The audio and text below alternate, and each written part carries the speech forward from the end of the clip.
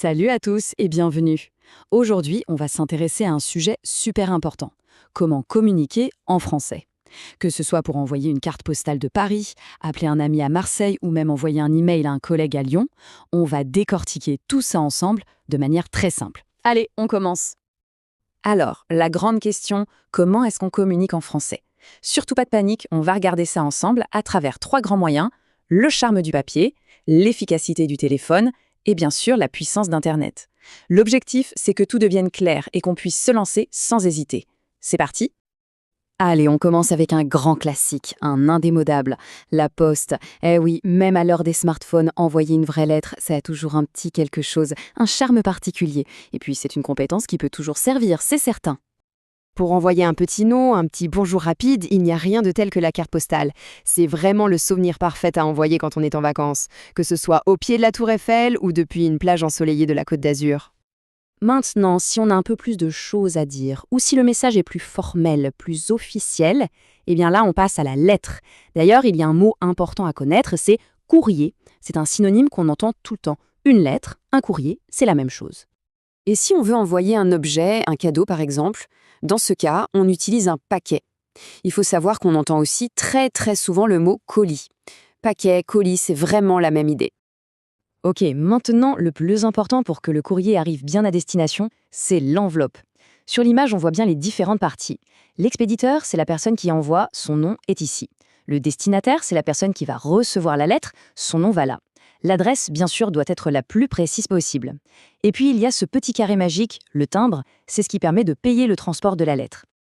Bon, l'enveloppe est prête. C'est parfait. Et maintenant, comment est-ce qu'on l'envoie? C'est super simple, on va voir ça tout de suite. Franchement, c'est un jeu d'enfant. Première étape, on remplit bien l'enveloppe. Ensuite, deuxième étape, on trouve une de ces fameuses boîtes aux lettres jaunes dans la rue et hop, on glisse la lettre dedans. L'autre option, étape 3, c'est d'aller directement au bureau de poste, à la poste, pour la déposer. Allez, on met le papier de côté un petit moment et on passe à la communication par la voix, le téléphone. Alors, comment ça se passe, un coup de fil en France? Voyons ça de plus près. Ici, on a 2 options. D'un côté, le téléphone fixe, celui qu'on trouve à la maison, un peu vintage maintenant, mais il existe toujours. Et de l'autre côté, la grande star de notre quotidien, le smartphone. C'est le téléphone portable qui fait absolument tout, bien plus que juste téléphoner évidemment. Alors, pour téléphoner, c'est pas compliqué.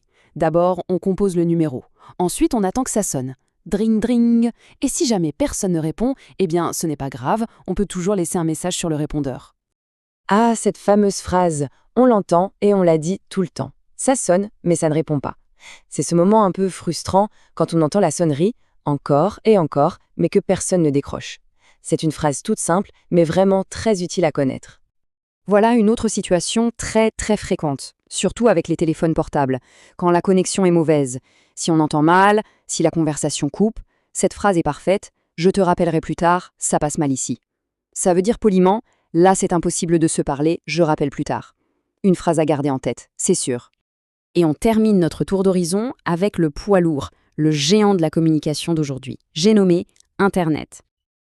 Là, il n'y a pas de débat, Internet a absolument tout révolutionné. Entre les emails, les réseaux sociaux, les messageries instantanées, aujourd'hui, il y a 1001 manières de rester en contact avec le monde entier. Et tout ça en un seul clic. Envoyer un email, qu'on appelle aussi parfois courriel, c'est devenu un vrai rituel. Les étapes sont assez simples, on allume son ordinateur, on se connecte à sa boîte mail, on entre son identifiant et son mot de passe, et voilà, le tour est joué. On peut alors lire ses messages, y répondre ou en envoyer de nouveaux.